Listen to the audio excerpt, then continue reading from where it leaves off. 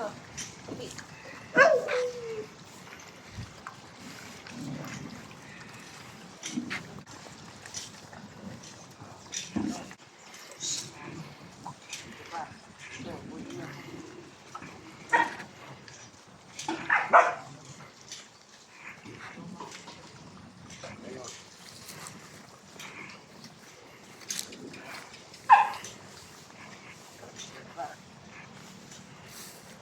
Buti ha.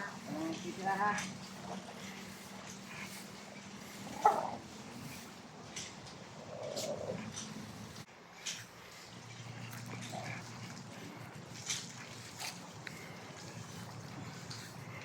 Simutin ha, simutin. Walang ititira.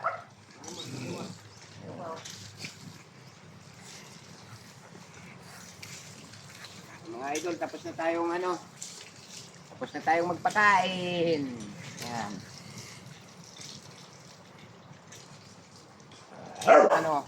Walang pwedeng lumapit kay Brownie. Sigurado masasakmal. Ayan, Brownie.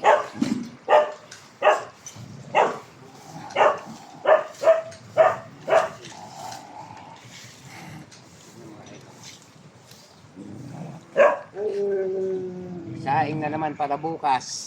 Ganun lang ang buhay. Mga alaga ko. Ayan.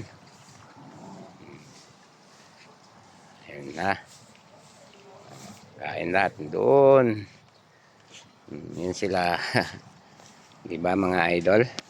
Ang saya. Oh, simple lang ang kaligayahan nila. Pagkatapos kumain, ayan, magdumi, tapos magtakbo-takbo. O, yan ang mga buhay ng aking mga amo. Ay, ubos. So, at nagtitira kayo ng mga konti-konti. Pwede nyo naman simutin yan. Talaga nga naman ng mga alaga ko na to eh. Ay, si Brownie, tapang mga idol, oh. Walang pwedeng lumapit. Oh! Oh, tapang ng Brownie ko. Oh, sobrang tapang. Oh, walang pwedeng lumapit sa Brownie ko, di ba? Walang pwedeng lumapit diyan. Iba ang pagkain nito mga idol. Kailangan maraming sahog yung pagkain niyan. Masilan yan eh.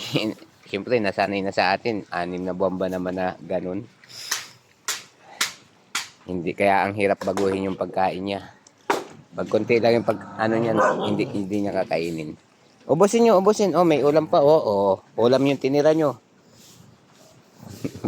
Mga alaga kong kukulit, no? Mga busog na, oh. Pahinga na sila. Ayan na sila. Ayan na.